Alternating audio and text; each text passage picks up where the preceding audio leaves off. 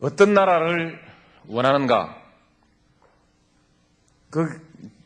여러분들은 아마 잘 모르시겠지만 저희는 공을 들여서 인수위 시절에 국정목표라는 것을 만들었습니다. 국민과 함께하는 민주주의, 더불어 사는 균형발전사회. 그만 균형사회면 되는데 발전을 자꾸 넣자고 해서 넣었습니다. 더불어 사는 균형사회. 그 다음에 평화와 번영의 동북아 시대. 뭔가 섭섭하지요?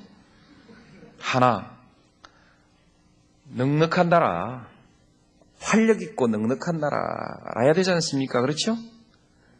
그래야 더불어 살기도 하고 질 높은 삶도 또 품위 있고 문화적인 삶도 다 함께 누릴 수 있기 때문에 부자 나라 넣어야 되는데 4개를 하려니까 좀 너무 많아서 외우기 어렵겠다.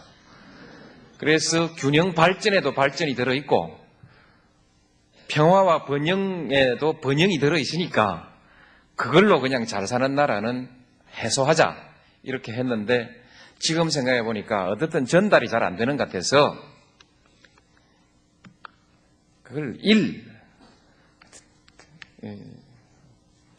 활력 있고 넉넉한 나라 이렇게 한번 넣었으면 좋겠습니다. 왜냐면 먹고 제가 그랬듯이 많은 국민들은 당장 먹고 사는 것이 제일 큰 건데 1번으로 넣어줘야 되지 않겠습니까? 그래서 국정 목표 3개 그 위에다가 그냥 그걸 넣으랍니다. 활력 있고 넉넉한 나라, 넉넉하고 활력 있는 나라. 그래서 4개로 넣으려고 합니다. 이런 나라가 어떤 나라냐? 그러니까 그런 나라가 되기 위해서 정부는 어떤 정부가 되어야 되냐? 참여 정부가 되어야 된다. 정부가 참여하는 것이 아니고 국민이 참여하는 정부다. 뭐 이런 뜻이겠죠. 그것만 하려고 하니까 한나라당하고 너무 닮았어요. 국정 목표가 똑같아. 그래서 차별화하자. 방향은 같다 하지만 우선순위가 다르고 가는 길이 다르다. 전략이 다르다. 그러므로 전략을 말하자. 전략은 1. 원칙과 신뢰 2. 투명과 공정 3. 대화와 타협 4. 분권과 자율. 이러면 이제 한나라당하고 다르죠? 그렇게 만들었습니다. 원칙과 신뢰가 꼭 같이 가는 건 아닙니다. 근데 8개나 해놓으면 또 공부 잘하는 사람은 외우지만은 요새는 암기식 좋아하지 않지 않습니까? 그러니까 외우기 어려울 것 같아서 4개로 뭉치자. 비슷비슷한 것끼리. 원칙이 바로 서서 그 원칙이 우리의 삶을 지배하는 사회가 신뢰할 수 있는 사회가 아니겠는가. 뭐 그렇게 해서 맞추어서 그렇습니다. 참 좋은 얘기입니다. 그리고 조금은 맞습니다. 예를 들면 분권과 자율이라든지 대화와 타협이라든지 투명과 공정이라든지 이런 것은 제가 오랫동안 대통령 꿈꾸기도 훨씬 전부터 얘기해 오던 것이었기 때문에 이건 제가 특허는 안 냈지만 아무나 쓰면 안 됩니다. 하나 더 보탠다면 희망과 낙관이 있는 나라. 낙관적 희망이 지배하는 나라가 됐으면 좋겠습니다. 아주 중요하다고 생각합니다. 이미 들어있지만 신뢰는 한 번 더 말했으면 좋겠습니다. 신뢰가 있는 나라라야 됩니다. 신뢰가 먼저냐 민주주의가 먼저냐? 신뢰가 먼저입니다. 인간이 경험한 많은 사회 중에는 전제군주 사회도 있고 귀족 사회도 있고 무슨 독재 사회도 있고 파시스트 사회도 있고 다 있습니다. 그 모든 사회에서 다 가장 중요한 것이 신뢰입니다. 신뢰가 무너진 사회는 존재할 수가 없습니다. 상대방이 나와 한 약속을 지킬 것이라는 믿음이 없으면요, 별의별 장치를 다 해야 됩니다. 상대방이 선의를 가지고 있지 않다는, 선의를 가지고 있다는 믿음이 없으면 속지 않기 위해서 준비해야 되는 일들이 너무 많습니다. 제가 변호사를 하는데요, 계약을 맺을 때 상대방이 위약할 경우에 대비해서 이렇게 위약하면 이렇게 방어하고 이렇게 위약하면 이렇게 방어할 수 있는 모든 조항들을 집어넣는데 계약서 하나 만드는데 보름, 한 달씩 걸립니다. 변호사 비용이 엄청 나가죠. 국가가 나의 안전을 지켜주지 않을 것이라는 그런 불안이 있을 때 개인 경호 시스템을 사죠. 남아프리카 같은 나라가 지금 경찰보다 개인 경비 용역업이 훨씬 더 많은 사람을 고용하고 있고 많은 비용을 지불하고 있습니다. 그럼 돈 없는 사람은 어찌하란 말이냐 하는 질문이 바로 나올 수 있죠. 믿음이 없는 나라 정말 어렵습니다. 희망만을 얘기해야 되는데 이것이 제 희망인데, 그러나 믿음에 관해서는 몇 마디를 보태겠습니다. 이 믿음을 바로 세우는 것이 가장 중요한 일이라고 한다면 어떻게 해야 하는가? 말대로 행동해야 합니다. 말 한 대로 행동해야 합니다. 그래야 믿음이 생깁니다.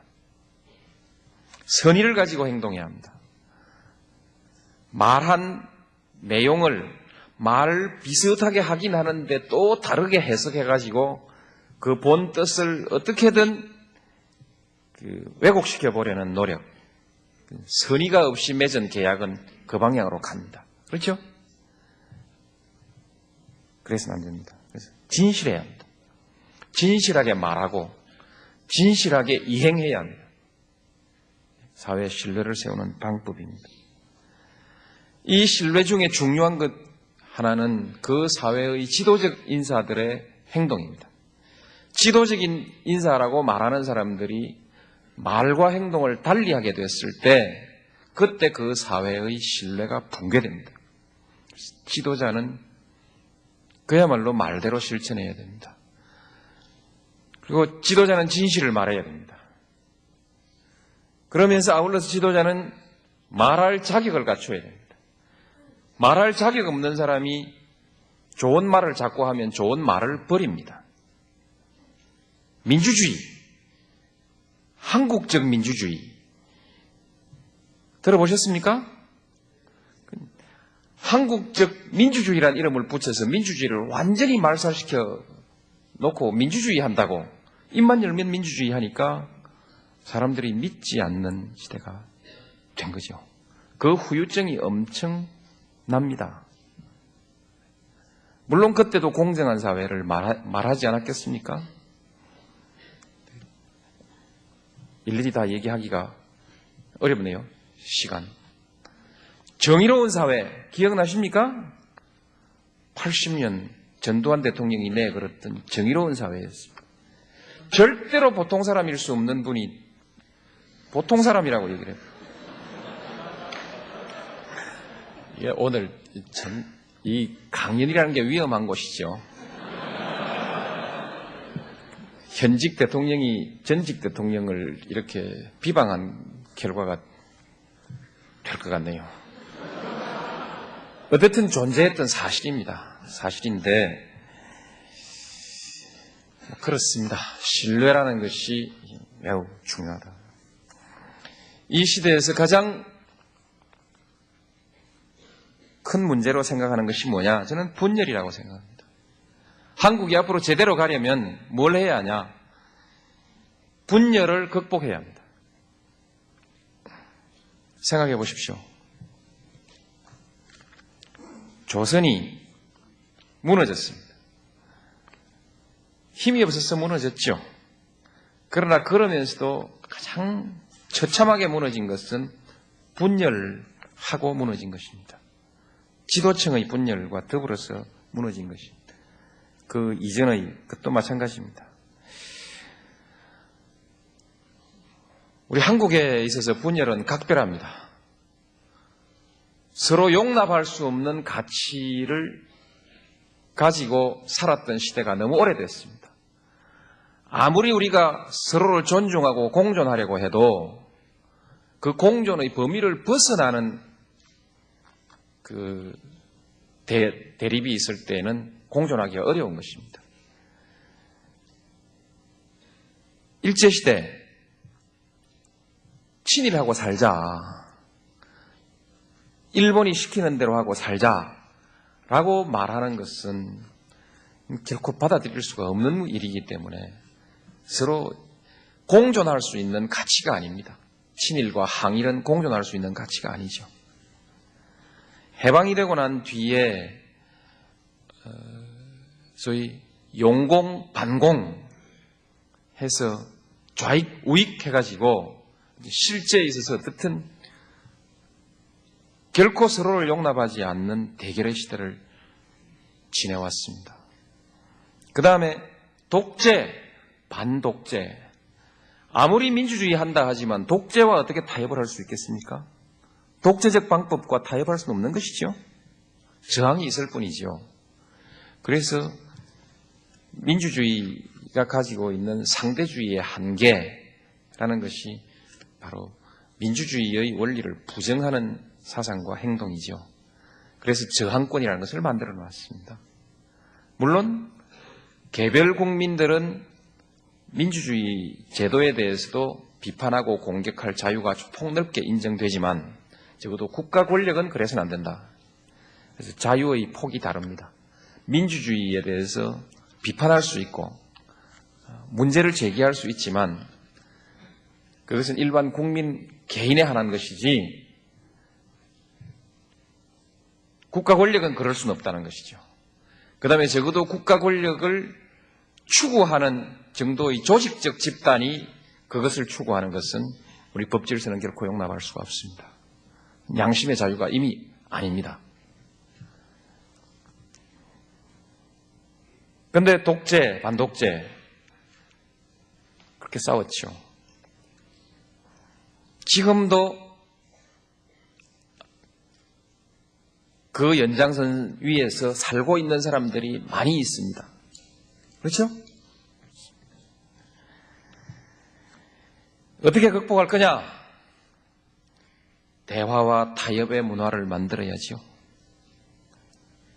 이제 민주주의는 어쨌든 서로 존중하고 대화와 타협으로서 합의를 만들어 나가고 적어도 논리적으로 합의가 되지 않더라도 절충을 해서 타협을 합니다. 타협으로라도 합의를 만들어 나가야 합니다. 이런 것이 우리 시대에서 새로운 문화로 자리 잡아야 합니다. 왜 대화와 타협을 강조하느냐 하면 그동안 우리 사회의 권력을 가지고 있던 사람들, 지배적인 힘을 가지고 있던 사람들은 그들을 반대하는 사람들, 그들의 기득권에 도전하는 사람들을 용납하지 않았습니다. 배제했죠. 그죠? 말하지 못하게 하고 말하면 잡아 가두고 또 잡아 넣기 위해서 때리고 심하면 죽이고 그랬죠? 배제의 시대를 우리가 수십 년간 살아왔던 것입니다. 그 배제의 시대에 싹튼 저항의 논리가 또한 비타협 저항입니다. 비타협 투쟁 노선입니다. 지금도 학생운동의 일부에 그 노선이 살아남아 있죠. 그런데 문제 해결이 안 돼요. 한국은 이제 대화와 타협으로 문제를 풀어갈 수 있는 정치적 조건이 형성되었다고 말할 수 있습니다. 지금 여야가 죽기 살기로 싸우지 않더라도 실적에 따라서 4년 뒤에 다시 심판하지 않습니까? 그렇죠? 당장에도 견제와 균형이 있지만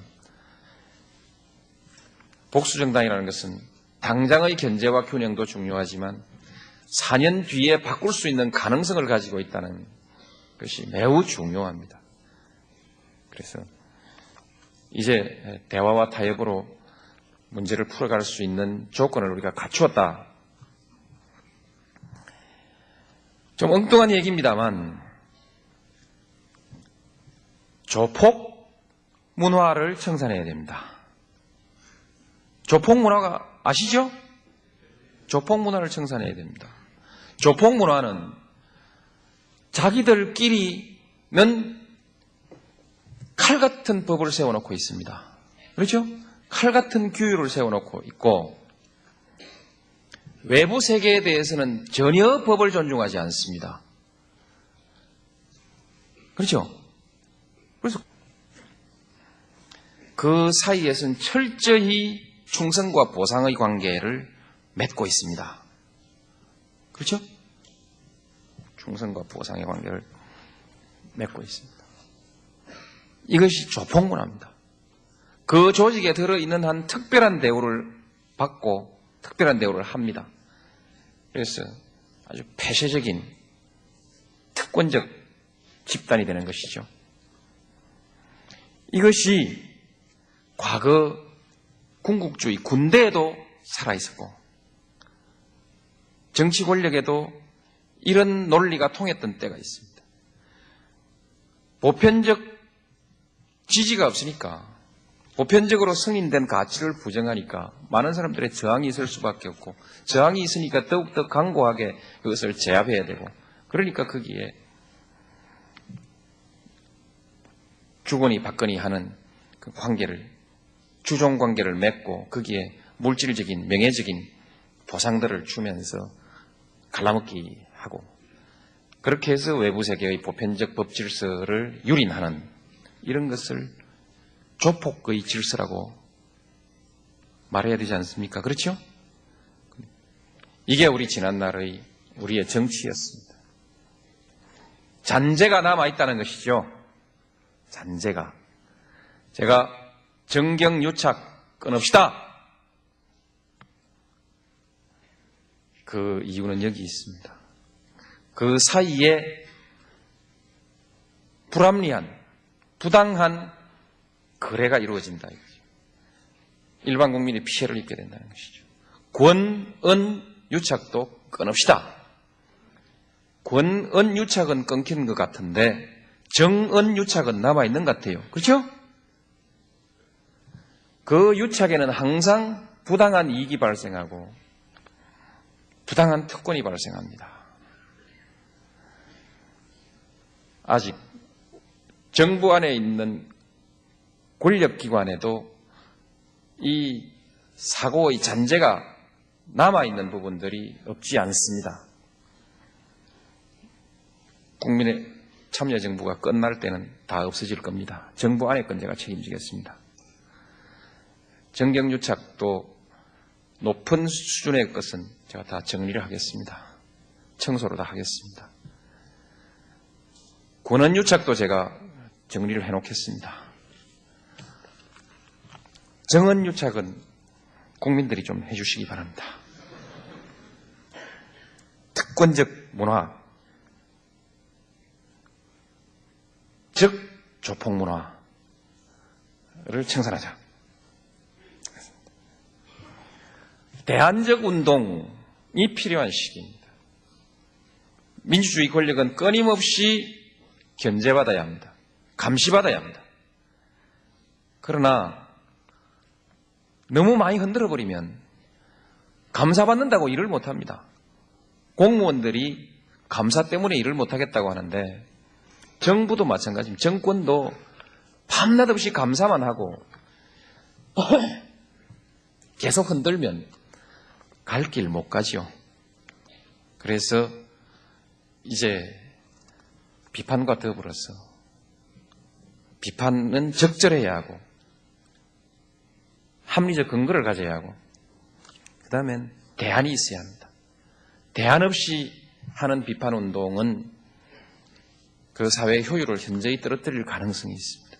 그래서 창조적 대안운동, 이것이 참여의 한 형태로서 새롭게 좀 자라났으면 하는 생각을 가지고 있습니다. 이런 것이 지금 이 시대 과제라고 저는 그렇게 생각합니다. 논란되는 문제들에 관해서 짧게 한다고 했는데 길어버렸네요. 질문에서도 나오리라고 생각합니다만 진보와 보수 얘기를 많이 합니다. 내용을 얘기하기 전에 진보를 맨 왼쪽에 놓고 한 줄로 세우고 보수를 맨 오른쪽에 놓고 한 줄을 쫙 세우면 그렇습니다. 한국은 좌측으로 한참 달려가면 일본이 보일 겁니다. 일본을 지나서 또 왼쪽으로 한참 달려가면 미국의 사회제도가 있을 것입니다. 거기서 쭉 서서 또 뛰어가면 저쪽에서 오른쪽으로 막 달려오고 있는 영국을 만나게 될지 모릅니다. 여기서 무슨 진보가 어떻고 보수가 어떻고 좌파가 어떻고 한심하다 이거죠. 우리나라의 복지 예산, 그 다음에 세금과 재정의 재분배 효과, 이런 등등을 좀 해보면요, 한심합니다. 일반적 복지도 중요하지만 최소한의 사회 안전망이라는 것은 대단히 중요합니다. 그래서 한국에서 뻑하면 진보는 좌파고 좌파는 뺄갱이다, 이렇게 몰아붙이는 것은 한국의, 그야말로 한국 사회의 진보를 가로막는 암적인 존재입니다. 그렇게 진보와 보수를 하는데, 그럼 진보는 뭐냐? 보수는 뭐냐? 되게 보수는 이렇게 보면 됩니다. 보수는 힘센 사람이 좀 마음대로 하자, 이런 겁니다. 경쟁에서 승리한 사람에게 거의 모든 보상을 주자, 이런 것입니다. 적자 생존의 원리를 철저하게 적용하자. 약육강식, 그것이 우주의 섭리 아니냐, 그렇게 말하는 쪽에 가깝습니다. 진보는 뭐냐? 더불어 살자. 인간은 어차피 사회를 이루어 살도록 만들어져 있지 않냐? 사회를 이루어 사는 한 혼자 남을 지배하면서, 너무 연대죠. 연대. 더불어 살자, 이런 얘기입니다. 그러나 어느 쪽도 극단적인 한쪽의 것은 없지만 크게 보아서 이렇습니다. 크게 보아서. 그 다음에 과급적이면 바꾸지 말자. 이게 보수입니다. 뭘 좀 바꾸자, 고쳐가면서 살자, 이 진보죠. 그래서 한때 소련이 붕괴되었을 때 진보와 보수가 바뀌어버렸습니다. 그렇죠? 그건 이미 소련 사회가 노멘클라투라 사회로서 또 다른 시장의 특권이, 시장에서 승리한 사람의 특권이 아니라 시장은 죽여버리고 권력의 장에서 모든 경제를 움직이면서 거기서 승자들이 특권을 형성해버렸기 때문에 부득이 거기에는 보수가 공산주의자가 될 수밖에 없었던 것입니다. 그래서 이 두 개가 서로 헷갈릴 때가 있습니다만 자본주의 사회에 있는 한 대개 보수는 적자생존론에 근거하고 있고 약육강식론에 근거하고 있고 아울러 되도록이면 바꾸지 말자. 특히 한국처럼 아주 오른쪽에 있는 나라에서는 더욱더 바꾸지 말자. 기득권의 향수가 강할 수밖에 없습니다. 그렇게 이해하시면 간명하죠? 복잡하지 않습니다. 복잡하게 얘기할 건 뭐 있어요. 보수, 합리적 보수, 따뜻한 보수, 별로 보수를 갖다 놔도 보수는 바꾸지 말자, 이겁니다. 성장과 분배는 반드시 배치되는 개념인가? 그렇지 않습니다. 노벨 경제학상을 수상한 스티글리츠 교수의 말씀에 의하면 성장과 분배는 서로 배타적인 것이 아니고 같이 안 가면 둘 다 망한다. 같이 가야 장기적으로 성장할 수 있다. 그렇게 얘기합니다. 경제 위기론. 여러분들이 취직 걱정이 많으니까 경제 위기론이 실감이 나죠. 실감이 나는데 이 문제는 그래프를 하나하나 갖다 놓고 보십시오. 우리의 GDP 3.8% 성장했던 2001년이 우리나라의 경제가 그날로 붕괴하는 것 같은 그런 분위기 속에서 살았습니다. 실제로 그 분위기 때문에 경제가 더 살아나지 못하고 침체했다는 강력한 학설이 있습니다. 경제 위기론은 저는 동의하지 않습니다. 많은 지표들을 가지고 보고 있는데 위기는 언제든지 올 수 있는 것이지만 지금 잘 관리하고 있으므로 제가 있는 동안은 문제 없습니다. 안심하십시오.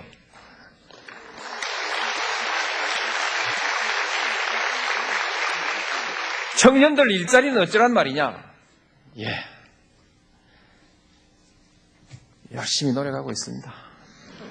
죽을 똥 살 똥 하고 있습니다. 왜 그렇게 대학을 많이 가요?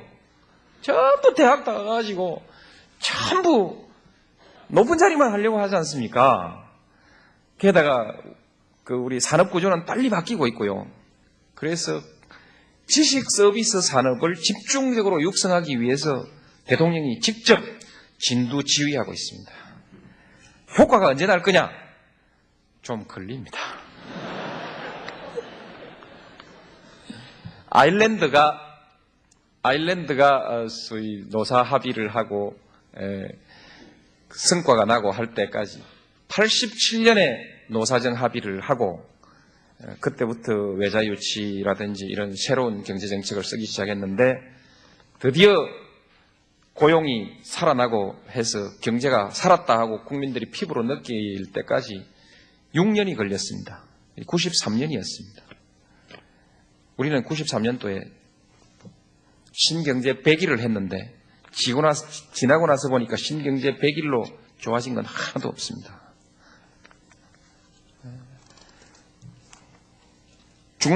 죽는다 엄살을 자꾸 부리면 국민들이 그런 줄 알고 불안해하고 정부는 급하니까 이 정책 저 정책 막 갖다 쏟아붓고 그리고 경제 파탄과 같은 상황이 오는 일이 있습니다.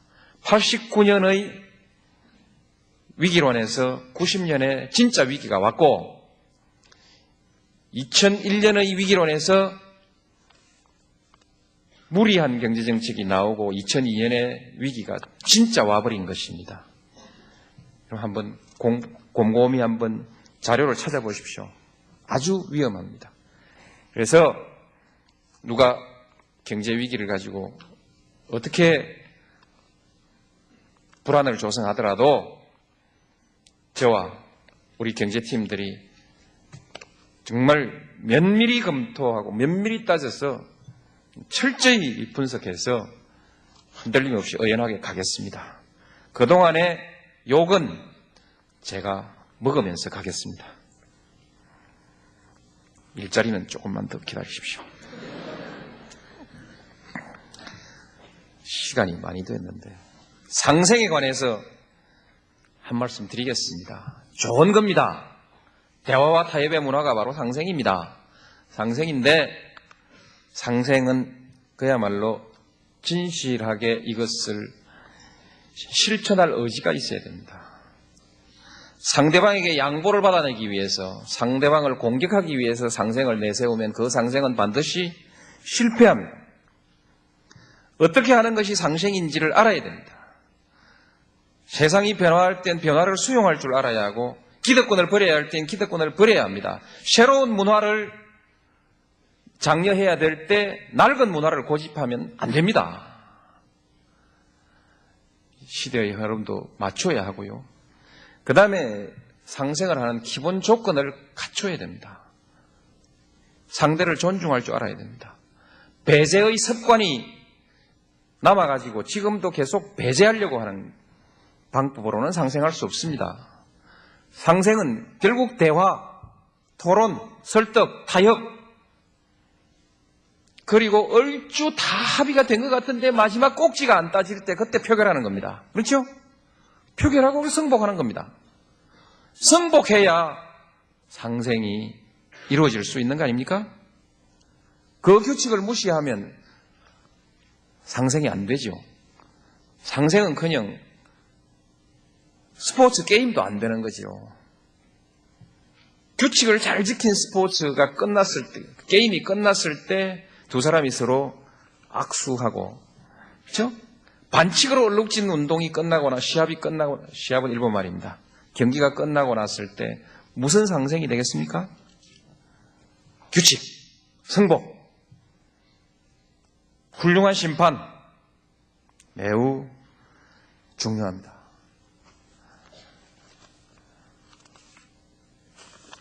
희망이 뭐냐? 패배를 넉넉하게 수용할 줄 아는 그런 역량을 갖추고 싶습니다. 저는 지금도 열심히 일하고 있습니다만 어떻든 권력을 추구한 사람으로서는 이제 하산길로 들어서고 있습니다. 하산을 무사히 밟히지 않고 잘했으면 좋겠습니다.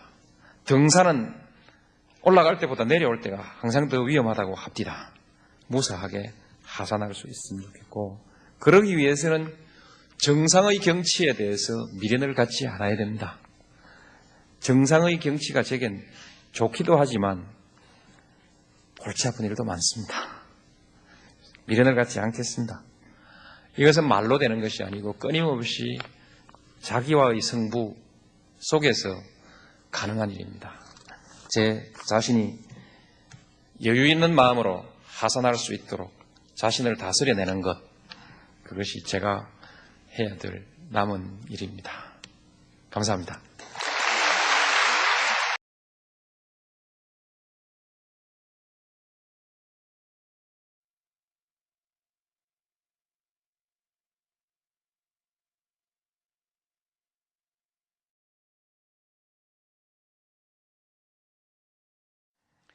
어떤 나라를 원하는가? 여러분들은 아마 잘 모르시겠지만 저희는 공을 들여서 인수위 시절에 국정 목표라는 것을 만들었습니다. 국민과 함께하는 민주주의, 더불어 사는 균형발전사회. 그만 균형사회면 되는데 발전을 자꾸 넣자고 해서 넣었습니다. 더불어 사는 균형사회. 그 다음에 평화와 번영의 동북아 시대. 뭔가 섭섭하지요? 하나, 넉넉한 나라, 활력 있고 넉넉한 나라라야 되지 않습니까? 그렇죠? 그래야 더불어 살기도 하고 질 높은 삶도 또 품위 있고 문화적인 삶도 다 함께 누릴 수 있기 때문에 부자 나라 넣어야 되는데 4개를 하려니까 좀 너무 많아서 외우기 어렵겠다. 그래서 균형 발전에도 발전이 들어있고 평화와 번영에도 번영이 들어있으니까 그걸로 그냥 잘 사는 나라는 해소하자 이렇게 했는데 지금 생각해 보니까 어떻든 전달이 잘 안 되는 것 같아서 그걸 활력 있고 넉넉한 나라 이렇게 한번 넣었으면 좋겠습니다. 왜냐면 먹고 제가 그랬듯이 많은 국민들은 당장 먹고 사는 것이 제일 큰 건데 1번으로 넣어줘야 되지 않겠습니까? 그래서 국정 목표 3개 그 위에다가 그냥 그걸 넣으랍니다. 활력 있고 넉넉한 나라, 넉넉하고 활력 있는 나라. 그래서 4개로 넣으려고 합니다. 이런 나라가 어떤 나라냐? 그러니까 그런 나라가 되기 위해서 정부는 어떤 정부가 되어야 되냐? 참여 정부가 되어야 된다. 정부가 참여하는 것이 아니고 국민이 참여하는 정부다. 뭐 이런 뜻이겠죠. 그것만 하려고 하니까 한나라당하고 너무 닮았어요. 국정 목표가 똑같아. 그래서 차별화하자. 방향은 같다 하지만 우선순위가 다르고 가는 길이 다르다. 전략이 다르다. 그러므로 전략을 말하자. 전략은 1. 원칙과 신뢰. 2. 투명과 공정. 3. 대화와 타협. 4. 분권과 자율. 이러면 이제 한나라당하고 다르죠? 그렇게 만들었습니다. 원칙과 신뢰가 꼭 같이 가는 건 아닙니다. 근데 8개나 해놓으면 또 공부 잘하는 사람은 외우지만은 요새는 암기식 좋아하지 않지 않습니까? 그러니까 외우기 어려울 것 같아서 4개로 뭉치자. 비슷비슷한 것끼리. 원칙이 바로 서서 그 원칙이 우리의 삶을 지배하는 사회가 신뢰할 수 있는 사회가 아니겠는가. 뭐 그렇게 해서 맞추어서 그렇습니다. 참 좋은 얘기입니다. 그리고 조금은 맞습니다. 예를 들면 분권과 자율이라든지 대화와 타협이라든지 투명과 공정이라든지 이런 것은 제가 오랫동안 대통령 꿈꾸기도 훨씬 전부터 얘기해 오던 것이었기 때문에 이건 제가 특허는 안 냈지만 아무나 쓰면 안 됩니다. 하나 더 보탠다면 희망과 낙관이 있는 나라. 낙관적 희망이 지배하는 나라가 됐으면 좋겠습니다. 아주 중요하다고 생각합니다. 이미 들어있지만 신뢰는 한 번 더 말했으면 좋겠습니다. 신뢰가 있는 나라라야 됩니다. 신뢰가 먼저냐 민주주의가 먼저냐. 신뢰가 어떻게든 왜곡시켜보려는 노력. 선의가 없이 맺은 계약은 그 방향으로 갑니다. 그렇죠? 그래서는 안 됩니다. 그래서 진실해야 합니다. 진실하게 말하고 진실하게 이행해야 합니다. 사회의 신뢰를 세우는 방법입니다. 이 신뢰 중에 중요한 것 하나는 그 사회의 지도적 인사들의 행동입니다. 지도적인 인사라고 말하는 사람들이 말과 행동을 달리하게 됐을 때 그때 그 사회의 신뢰가 붕괴됩니다. 지도자는 그야말로 말대로 실천해야 됩니다. 그리고 지도자는 진실을 말해야 됩니다. 그러면서 아울러서 지도자는 말할 자격을 갖춰야 됩니다. 말할 자격 없는 사람이 좋은 말을 자꾸 하면 좋은 말을 버립니다. 민주주의, 한국적 민주주의 들어보셨습니까? 한국적 민주주의라는 이름을 붙여서 민주주의를 완전히 말살시켜 놓고 민주주의 한다고 입만 열면 민주주의 하니까 사람들이 믿지 않는 시대가 된 거죠. 그 후유증이 엄청납니다. 물론 그때도 공정한 사회를 말하지 않았겠습니까? 일일이 다 얘기하기가 어렵네요. 시간. 정의로운 사회 기억나십니까? 80년 전두환 대통령이 내걸었던 정의로운 사회였습니다. 절대로 보통 사람일 수 없는 분이 보통 사람이라고 얘기를 해요.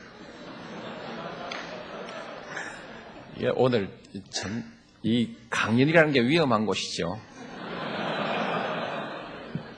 현직 대통령이 전직 대통령을 이렇게 비방한 결과가 될 것 같네요. 어쨌든 존재했던 사실입니다. 사실인데 그렇습니다. 신뢰라는 것이 매우 중요하다. 이 시대에서 가장 큰 문제로 생각하는 것이 뭐냐? 저는 분열이라고 생각합니다. 한국이 앞으로 제대로 가려면 문제입니다. 인간이 경험한 많은 사회 중에는 전제군주 사회도 있고 귀족 사회도 있고 무슨 독재 사회도 있고 파시스트 사회도 있고 다 있습니다. 그 모든 사회에서 다 가장 중요한 것이 신뢰입니다. 신뢰가 무너진 사회는 존재할 수가 없습니다. 상대방이 나와 한 약속을 지킬 것이라는 믿음이 없으면요, 별의별 장치를 다 해야 됩니다. 상대방이 선의를 가지고 있지 않다는, 선의를 가지고 있다는 믿음이 없으면 속지 않기 위해서 준비해야 되는 일들이 너무 많습니다. 제가 변호사를 하는데요, 계약을 맺을 때 상대방이 위약할 경우에 대비해서 이렇게 위약하면 이렇게 방어하고 이렇게 위약하면 이렇게 방어할 수 있는 모든 조항들을 집어넣는데 계약서 하나 만드는데 보름, 한 달씩 걸립니다. 변호사 비용이 엄청 나가죠. 국가가 나의 안전을 지켜주지 않을 것이라는 그런 불안이 있을 때 개인 경호 시스템을 사죠. 남아프리카 같은 나라가 지금 경찰보다 개인 경비 용역업이 훨씬 더 많은 사람을 고용하고 있고 많은 비용을 지불하고 있습니다. 그럼 돈 없는 사람은 어찌하란 말이냐 하는 질문이 바로 나올 수 있죠. 믿음이 없는 나라 정말 어렵습니다. 희망만을 얘기해야 되는데 이것이 제 희망인데, 그러나 믿음에 관해서는 몇 마디를 보태겠습니다. 이 믿음을 바로 세우는 것이 가장 중요한 일이라고 한다면 어떻게 해야 하는가? 말대로 행동해야 합니다. 말 한 대로 행동해야 합니다. 그래야 믿음이 생깁니다. 선의를 가지고 행동해야 합니다.